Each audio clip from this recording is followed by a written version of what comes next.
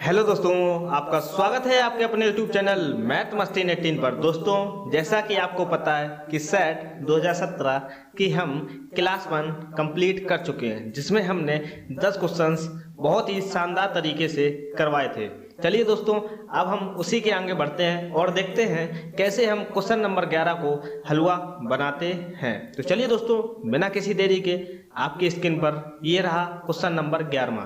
Question number 11 क्या कह रहा है कि इफ, बहुत ही आसान सवाल है। इक्वेशन दे रखी 9x76 माइनस का x6/9 जो बचेगा ना 3/7, ये आपको बताना है कि यहाँ पर x और y की वैल्यू मैं क्या रखूं ताकि ये मेरी पूरी इक्वेशन जो सब्सट्रैक्ट होकर आए ना वो 3/7 फॉर्म में हो। वही हिंदी में लिखा, यदि 9x76 मतलब 4 डिजिट का नंबर है, यहाँ भी 4 डिजिट का नंबर है, इसमें सब्सट्रैक्ट करोगे ना तो ये आना चाहिए 3/7।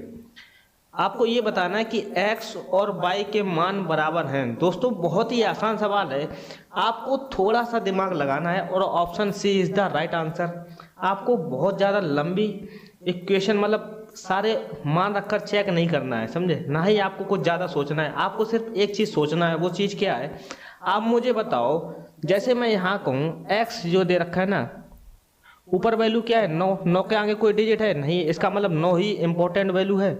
आप देखना 9 में मैं क्या घटाऊंगा कि यहाँ पर 3 मिल जाए। देखो x की वैल्यू अगर मैं 9 रखूंगा तो 9 में से 9 घटाऊंगा ना तो 0 मिलेगा। अगर बहुत ही रेयर केस अगर यहाँ पर कोई कैरी ना हुआ तो, समझे? तो ऑप्शन ए तो गलत हो जाएगा, x की वैल्यू 9 नहीं हो सकता। क्या x की वैल्यू 3 हो सकती है? आप मुझे बताओ। जैसे यहाँ कहूँ x की वैल्यू मान लो यहाँ पर 5 आ रही है, आप मुझे बताओ यहाँ जब कैरी लेंगे ना तो यहाँ पर अधिकतम क्या होगा, एक ही तो कैरी लिया जाता है। यहाँ पर 8 बचेगा, बहुत ही रेयर केस में 8 बचेगा। अगर मैं 8 में से 3 घटाऊंगा ना, बहुत ही रेयर केस में 8 बचेगा। 8 में से अगर मैं यहाँ देखो मान लो x की वैल्यू क्या है 3, 8 में से अगर मैं 3 घटाया तो कितना बचेगा, 5 बचेगा। यहाँ बच कितना रहा 3।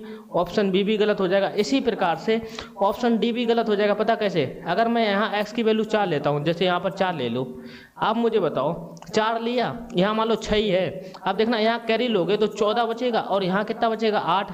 8 में से अगर आप 4 घटाओगे तो यहाँ कितना बचेगा 4 बचेगा, लेकिन यहाँ बच कितना रहा 3।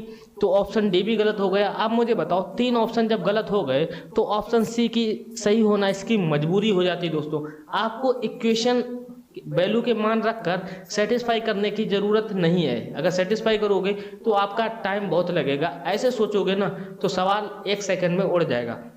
उम्मीद करता हूं दोस्तों क्वेश्चन नंबर 11 बहुत ही अच्छे समझ में आया होगा। अगर समझ में आया हो तो प्लीज़ एक लाइक कीजिए और चैनल पर नए हो तो सब्सक्राइब जरूर कर लेना। चलिए दोस्तों, बढ़ते हैं क्वेश्चन नंबर 12 की ओर और देखते हैं क्वेश्चन नंबर 12 क्या कह रहा है। बहुत ही आसान सवाल है। क्या कह रहा है, एक मिस्टर एक्स है, has 55,600, he invested it in a scheme and got 8 times of his amount। मतलब कि मिस्टर एक्स हैं जो 55,600 रुपए हैं, उन्होंने एक किसी चीज़ में इन्वेस्ट किया, उन्हें उसमें मिला कितना 8 गुना अमाउंट मिला वापसी में। बहुत बढ़िया स्कीम है। देन ही डोनेटेड, भैया ज़्यादा मिला तो उन्होंने सोचा कि डोनेट कर दें, समझे? डोनेट कर दें तो कुछ पुण्य का काम ही हो जाएगा। क्या कह रहा, 57,986 को उसने ट्रस्ट में डोनेट कर दिया। अगेन ही इन्वेस्टेड रेस्ट अमाउंट, अगेन उसने अमाउंट जो है इन्वेस्ट किया जो बचा था। क्या पाया फिर, got only 1/3 of it. Now mister X has amount equal to, मतलब कि जो 1/3 पाया है ना वो अमाउंट आप बता दीजिए। बहुत ही आसान सवाल है, कुछ नहीं कैलकुलेशन करने को कह रहा, थोड़ा वो भी कैलकुलेशन करेंगे हम। देखना, श्री एक्स के पास 55,600 है, उसने इसे एक योजना में निवेश किया और उससे के धन का 8 गुना प्राप्त हुआ। मतलब कि 55,600 निवेश किया, इसको 8 गुना प्राप्त हुआ। 8 गुना कितना होता है, 2 जीरो तो रहेंगे। 8 छंग 48 की 8 हासिल लगी 4, 8 पन 40 और 4 44 की 4, 8 पन 40 और 4 44, मतलब कि 4,44,800 प्राप्त हुआ उसे। फिर उसने क्या किया कि 57,986 को एक संस्था में दान दे दिया। अब देखो 57,986 इसमें घटा दो, आप मुझे बताओ कितना बचेगा। 10 में से 6 गई 4, यहाँ 9 में से 8 गया 1, यहाँ कितना बचा 7, 17 में से 9 गया 8, यहाँ कितना बचा 13, 3 बचा, कैरी लोगे 13 हुआ, 13 में से 7 गया 6, यहाँ कितना बचा 3, 13 में से 5 गया 8। अब यहाँ कितना बचा, मतलब कि 3,86,814 रुपये उसके पास बचे दान देने के बाद में। अब क्या कह रहा कि पुनः उसने बचा हुआ धन निवेश कर दिया, मतलब कि 3,86,814 रुपये उसने फिर मतलब निवेश कर दिया लालच के चक्कर में, शायद मुझे 8 गुना प्राप्त होगा। लेकिन इस बार उसको ऐसा नहीं हुआ। क्या कह रहा है कि इसका केवल 1/3 प्राप्त किया। 1/3 प्राप्त किया, भैया घाटे में हो गए। हर बार लालच नहीं करनी चाहिए थी। 1/3 प्राप्त किया, उसने सोचा दान दे दिया, शायद पुण्य में कहो 8 गुना से ज़्यादा मिल जाए, लेकिन हर बार ऐसा नहीं होता। क्या कह रहा है, इसे 1/3 प्राप्त हुआ। आप पूछ रहा है कि इस धन की अमाउंट क्या होगा। अब काट दो ना 3 से, 3 एकम 3, 8 3 दूनी 6, 2 कैरी हुआ, 3 8 24, फिर 2 28 हुआ, 3 निम 27। देखो 1289 कहीं आ रहा, 1289 यहाँ नहीं आ रहा, ऑप्शन बी और डी खत्म। 3 निम 27, एक कैरी हुआ, 3 तिरका 9। देखो 93 कहीं आ रहा, 93 यहीं आ रहा है, option A is the right answer. Option C गलत हो जाएगा। दोस्तों जितनी कैलकुलेशन की नीड होना बस आप उतना ही सॉल्व कीजिए, ज़्यादा समय बर्बाद मत कीजिए। आप पूरा आंसर मत निकालिए, क्योंकि पूरा आंसर निकालने की जरूरत नहीं है अगर आपने ऑप्शन पर नज़र रख लिया। चलिए दोस्तों बढ़ते हैं क्वेश्चन नंबर 13 की ओर और देखते हैं क्वेश्चन नंबर 13 क्या कह रहा है। If a regular polygon has 9 sides, then each exterior angle is equal to, मतलब कि यदि एक समबाहुभुज की भुजाएं 9 भुजाएं हैं तो प्रत्येक बहिष्कोण बराबर होगा भाई साहब 40 डिग्री 360। आप ध्यान रखना, जब भी रेगुलर पॉलीगॉन दिया गया है ना, अब साइडें चाहे कितनी दी गई हों, सभी साइडों को मिलाकर जो भी बाहरी बहिष्कोण होता है ना, प्रत्येक बहिष्कोण मतलब बाहरी साइडों का कोण जो भी होता है वो सबको मिलाकर कितना होता है 360। आप मुझे बताओ यहाँ साइडें कितनी है 9, तो 9 में मैं किसका गुणा करूँगा कि मुझे 360 मिलेगा। भाई साहब 40 ही ऑप्शन है, 9 चौको 36 मतलब 360 डिग्री तभी मिलेगा। सभी बहिष्कोण का मान कितना होता है रेगुलर पॉलीगॉन में, चाहे साइडें कितनी भी हों, कितना होता है 360 होता है। आप देख लो किस में गुणा करने पर जो साइडें होंगी 9, जैसे 9 साइड दे रही हैं, इसमें देखो किसका गुणा करेंगे 40 का गुणा करेंगे तभी तो 360 मिलेगा। 40 ऑप्शन सही हो जाएगा, 40 डिग्री। चलिए दोस्तों बढ़ते क्वेश्चन नंबर 14 की ओर। क्वेश्चन नंबर 14 क्या कह रहा है, बहुत ही आसान, कि perimeter of A square is 144 centimetre. Wow. If area of rectangle is equal to the area of this square, ठीक है, and length of rectangle is 81 centimeter, then difference between length and breadth of rectangle is equal to, बहुत ही आसान सवाल है।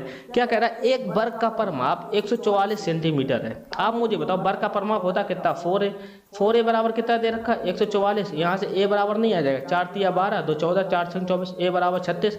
अब क्या कह रहा है, यदि एक आयत का क्षेत्रफल होता कितना लंबाई गुणे चौड़ाई, क्या कहता है इस वर्ग के क्षेत्रफल के बराबर है। वर्ग का क्षेत्रफल क्या होता है भुजा का स्क्वायर, मतलब कि वर्ग के क्षेत्रफल का बराबर है भुजा का स्क्वायर मतलब 36 का स्क्वायर।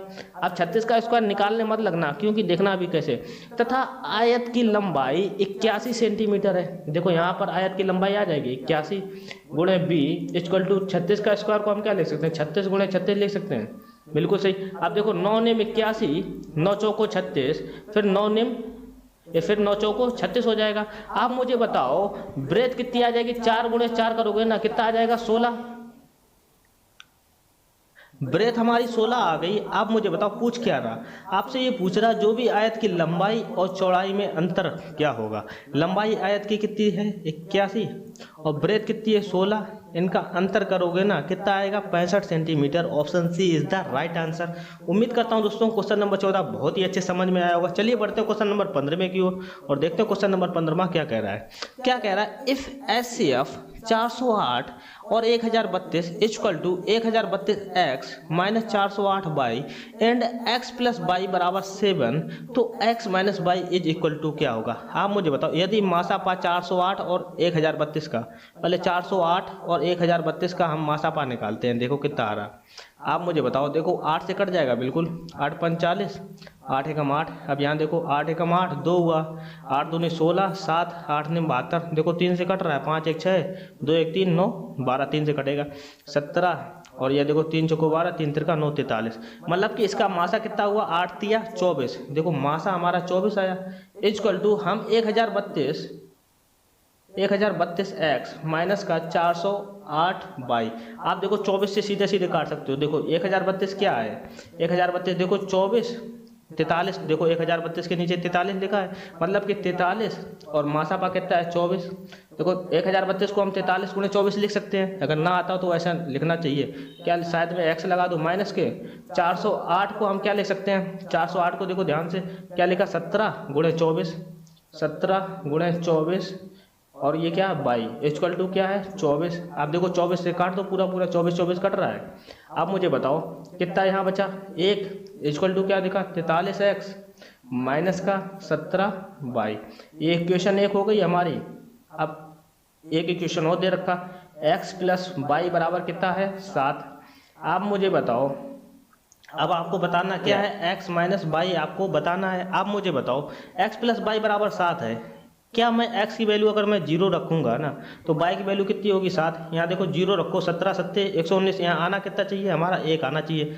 अगर मैं x की वैल्यू 1 रखता हूँ तो y की वैल्यू कितनी होगी 6। देखो 1 रखो 43 माइनस का 17 छक्का 102, मतलब ज़्यादा आ जाएगा, 1 हमको आना चाहिए राइट हैंड साइड में क्योंकि यहाँ बराबर लिखा है। अब देखो एक x की वैल्यू अगर मैं 2 रखता हूँ और y की वैल्यू मैं 5 रखता हूँ, देखो क्या सेटिस्फाई हो रहा। 43 दूनी कितना हुआ 86, x की वैल्यू यहाँ 2 रखोगे तो 43 दूनी 86 और 17 y की वैल्यू मैं 5 रखूंगा तो 17 अपना 85, 86 में से 85 जाएगा कितना आ रहा है 1 आ रहा है। Condition satisfy. इसका मतलब x और y की वैल्यू आप निकालना नहीं, आप थोड़ा सोचोगे ना आपको पता चल जाएगा कि x और y की वैल्यू हमारी क्या हो सकती है। आपको पता चल गया कि x की वैल्यू 2 है और y की वैल्यू 5 है। अब रख दो, आपसे पूछ क्या रहा x माइनस वाई पूछ रहा है, तो 2 माइनस 5 बराबर कितना आ जाएगा माइनस का 3। माइनस का 3 कहीं दे रखा है, option B is the right answer. इस प्रकार के क्वेश्चन ऐसे सॉल्व किया करो, x y की वैल्यू निकालने मत लगा करो, थोड़ा सोचोगे ना, थोड़ा दिमाग पे प्रेशर डालो, चीजें अपने आप सामने आने लगेंगी। चलिए दोस्तों बढ़ते हैं क्वेश्चन नंबर 16 की ओर और देखते हैं क्वेश्चन नंबर 16 क्या कह रहा है। क्वेश्चन नंबर 16 बहुत ही आसान सवाल है। क्या कह रहा है, an examination is being conducted of 3 subject science English and mathematics having students 60 105 135 respectively, sitting capacity of each room is same, also each room has student of only one subject, the minimum number of required rooms is equal to। क्या कह रहा है कि 60 105 और 135 छात्रों वाले 3 विषयों क्रमशः विज्ञान अंग्रेजी और गणित की एक परीक्षा का आयोजन किया जा रहा है। प्रत्येक कमरे में बैठने की क्षमता समान है, ठीक है, प्रत्येक कमरे में केवल एक ही विषय के छात्र हैं, तो आवश्यक कमरों की न्यूनतम संख्या बराबर है। बहुत ही आसान सवाल है, जब भी न्यूनतम संख्या पूछा जाए हमको एचसीएफ निकालना है। देखो 60 तभी तो आएगा ना, हाईएस्ट कॉमन फैक्टर क्या कितना बैठा सकते हो 135। अब देखो इसका एचसीएफ कितना आएगा, देख के नहीं लग रहा 15, 15 चौको 60, 15 सत्ते 135, 15 सत्ते 105, 15 निम्मा 135। देखो एचसीएफ कितना आया हमारा 15 आया। अब मुझे बताओ मतलब कि हाईएस्ट कॉमन फैक्टर मतलब सेम में से क्या कॉमन हो सकता है, 15 स्टूडेंट कॉमन हो सकते हैं। अब मुझे बताओ टोटल आपको बताना क्या है कि आवश्यक कमरों की न्यूनतम संख्या। आप मुझे बताओ टोटल स्टूडेंट कितने हैं 60 और 105, 165 और 135 कितना हुआ 300। आपको बैठाने कितने हैं 15, हर कक्षा में 15 स्टूडेंट बैठाने, टोटल स्टूडेंट है कितने 300, समझे। आप कमरे पता चल जाएंगे, 15 से काट दो ना, 15 दूनी 30, मतलब कि टोटल कमरे कितने हो जाएंगे 20 कमरे हो जाएंगे। 20 कमरे हो जाएंगे, हर कमरे में 15 स्टूडेंट बैठा दो, चीज़ें आसान हो जाएंगी। तो हमारे टोटल कमरे कितने हो जाएंगे 20 कमरे हो जाएंगे। ये चीज़ सीख गए। स्टूडेंट नहीं पूछ रहा कितने स्टूडेंट बैठाने होंगे हर कमरा में, हर कमरे में बैठाने की क्षमता समान है, मतलब स्टूडेंट तो हमारे 15 ही बैठेंगे, लेकिन कमरे कितने होंगे 20, क्योंकि टोटल नंबर ऑफ स्टूडेंट कितने हैं 300। उम्मीद करता हूँ दोस्तों चीज़ें आसान है, आपको समझ में भी आ रही होंगी। चलिए बढ़ते हैं क्वेश्चन नंबर 17 की ओर। क्वेश्चन नंबर 17 क्या कह रहा है कि इन given triangle ABC AP is bisector of angle BAC and AQ is perpendicular to BC, then angle PAQ is equal to, मतलब एंगल PAQ आपको ये बताना है PAQ, समझे। आपको क्या बताना है एंगल PAQ बताना है, समझे। आप देखना ध्यान से, आप मुझे बताओ एंगल PAQ जो है आपको एक प्रॉपर्टी पढ़ी होगी, क्या कह रहा है हिंदी में देख लो। दिए गए त्रिभुज ABC में AP कोण BAC का समद्विभाजक है तथा AQ BC पर लंब है, तो PAQ बताना। जब भी आपको इस एंगल के बारे में पूछा जाए ना, एक प्रॉपर्टी होती है, आपको ये गिवन एंगल दिया गया हो, ये गिवन एंगल दिया गया हो, कोण PAQ इक्वल टू प्रॉपर्टी देखना ध्यान से, आपको कुछ नहीं करना है, आपको क्या करना है कि एंगल बी माइनस का एंगल सी, ध्यान से देखना क्या करना, माइनस का एंगल सी बटे 2 करना है, आपको एंगल पी निकल आएगा। ये प्रॉपर्टी होती है, अगर आपने ट्रायंगल के बारे में पढ़ा होगा तो ये प्रॉपर्टी बहुत ही आसानी से पढ़ी होगी। आप मुझे बताओ, कुछ नहीं करना, 75 में से 35 गया 40, 40 का आधा कितना होता है 20, 20 डिग्री आंसर हो जाएगा। यहाँ कितना हो जाएगा, एंगल पी ए क्यू हमारा 20 डिग्री, 20 डिग्री कहाँ दे रखा, option A is the right answer. ये नोट कर लेना, ये प्रॉपर्टी बहुत ही इंपॉर्टेंट है, इस बार शायद आपके एग्जाम में देखने को मिले ये सवाल। चलिए दोस्तों बढ़ते हैं क्वेश्चन नंबर 18 की ओर। क्वेश्चन नंबर 18 क्या कह रहा है, in given triangle ABC OB and OC are bisector of angle B and C respectively, then कोण BOC इज इक्वल टू। बहुत ही आसान सवाल है, आपको एंगल BOC निकालने को बोल रहा है। ये भी प्रॉपर्टी आपने बहुत पढ़ा होगा, जब भी एंगल BOC जब निकालने को बोले ना, तब आपको क्या करना, कुछ नहीं, 90 प्लस जो भी हो कोण ए सामने वाला, BO के सामने वाला कोण ए, उसका आधा करके जोड़ना है, बस ये हमारी प्रॉपर्टी होती है। ना पढ़ा हो तो पढ़ लीजिए, जब भी बाइसेक्टर करते हुए एंगल B और C इंटीरियर, तब आपकी प्रॉपर्टी यही होती है। देखो एंगल ये कितना है 40, यहाँ देखो 40 रख दो, 40 बटे 2 करोगे कितना आ जाएगा 20। आप मुझे बताओ 90 और 20 कितना होता है 110, 110 degree, 110 degree, option B is the right answer. इस प्रकार की प्रॉपर्टी बहुत ही इंपॉर्टेंट है और ये हर बार आपने कहीं से भी पढ़ी होगी ना, अगर ट्रायंगल पढ़ा होगा तो ये प्रॉपर्टी बहुत ही बार पढ़ाई गई होगी। उम्मीद करता हूँ दोस्तों क्वेश्चन नंबर 18 बहुत ही अच्छे समझ में आएगा। चलिए बढ़ते हैं क्वेश्चन नंबर 19 की ओर। क्वेश्चन नंबर 19 क्या कह रहा है कि sides BA and DC of quadrilateral ABCD are extended as per diagram, then which one of the following is true. मतलब कि चतुर्भुज ABCD की भुजाएं BA DC को आकृति अनुसार बढ़ाया जाता है, निम्न में से कौन सा सत्य है। मतलब 20 क्या बढ़ाया, BA को देखो यहाँ तक बढ़ाया गया और DC को F तक बढ़ाया गया, ये बता दिया कि एंगल A एंगल B। आप ध्यान से रखना, आपको पता है प्रॉपर्टी है, बहुत ही आसान सवाल है। ये दोनों का सम जो है x प्लस वाई बाहरी भुजाओं के सम के बराबर होता है, एक्सटीरियर एंगल के, x प्लस वाई बराबर A प्लस B, ये बिल्कुल राइट आंसर हो जाएगा। कैसे, आप मुझे बताओ, जब भी आप देखना क्वाड्रिलेटर की बात करेंगे तो अपोजिट, क्वाड्रिलेटर की बात करेंगे ना तो अपोजिट साइड का सम कितना होता है 180 होता है। अपोजिट साइड का सम कितना होता है हमारा 180 होता है। हमेशा ध्यान रखना कि जब भी अपोजिट साइड का सम क्वाड्रिलेटर में 180 होता है। आप मुझे बताओ, ये देखो एंगल ए दे रखा है, अगर मैं इस एंगल की बात करेंगे तो कितना हो जाएगा 180 माइनस ए, क्योंकि ये पूरी स्ट्रेट लाइन है, स्ट्रेट लाइन में एंगल कितना बनाता है, पूरा 180 बनाता है। ये 180 माइनस है, इसी प्रकार से ये 180 माइनस बी हो जाएगा। आप मुझे बताओ, दोनों का सम करोगे ना तो कितना होना चाहिए 180 माइनस ए प्लस का 180 माइनस बी कितना होता है, दोनों का सम 180 होता है। आप मुझे बताओ, यहाँ से देखो 360 जोड़ोगे ना 180 माइनस का ए प्लस बी इक्वल टू 180, इधर भेज दो और 180 को इधर ले आ दो, 360 में से 180 गया 180, इधर क्या आएगा ए प्लस बी। देखो ए प्लस बी बराबर 180 आ रहा है, इधर देखो एक्स प्लस वाई भी बराबर 180 आ रहा है, तो इसका मतलब ये हुआ एक्स प्लस वाई बराबर क्या हो जाएगा ए प्लस बी। आप प्रॉपर्टी ध्यान रख लो, या तो मैंने प्रूव कर दिया, ऐसे भी ध्यान कर सकते हो। तो उम्मीद करता हूँ दोस्तों क्वेश्चन नंबर 19 प्रॉपर्टी बेस्ड सवाल था, आपको बहुत ही अच्छे समझ में आया होगा। चलिए बढ़ते हैं क्वेश्चन नंबर 20 की ओर। क्वेश्चन नंबर 20 क्या कह रहा है कि a students marks was wrongly entered as 108 instead of 98, due to this mistake average mark of class got increase by 1/5, total number of students in the class is equal to. मतलब कि एक छात्र के अंक 98 की बजाय 108 त्रुटि से अंकित हो गए। इस त्रुटि के कारण कक्षा के औसत अंक 1/5 बढ़ गए। मतलब कि कक्षा में छात्रों की कुल संख्या बराबर होगी। बहुत ही आसान सवाल है, इसका आंसर क्या हो जाएगा, option C is the right answer. लेकिन कैसे हुआ ये आप मुझे बताओगे होमवर्क में, ये होमवर्क है आपके लिए। मैंने अभी तक सारे सेट कंप्लीट करा दिए हैं, ये दोस्तों लास्ट सेट है रीट एग्जाम का। इतना तो आप कर ही सकते हो, अगर आपने ये क्वेश्चन कैसे कर लिया ना, बहुत ही शानदार तरीके से, आपको देख के ही आंसर मिलना चाहिए। ऐसा लॉजिक आप मुझे कमेंट बॉक्स में लिख के बताना, ताकि मुझे लगे कि हाँ मेरे द्वारा कराई गई मेहनत सफल हो रही है। तो दोस्तों ये था आज का लास्ट सवाल। उम्मीद करता हूँ दोस्तों सेट 2011 से 2017 तक आपको बहुत ही अच्छे से पसंद आए होंगे।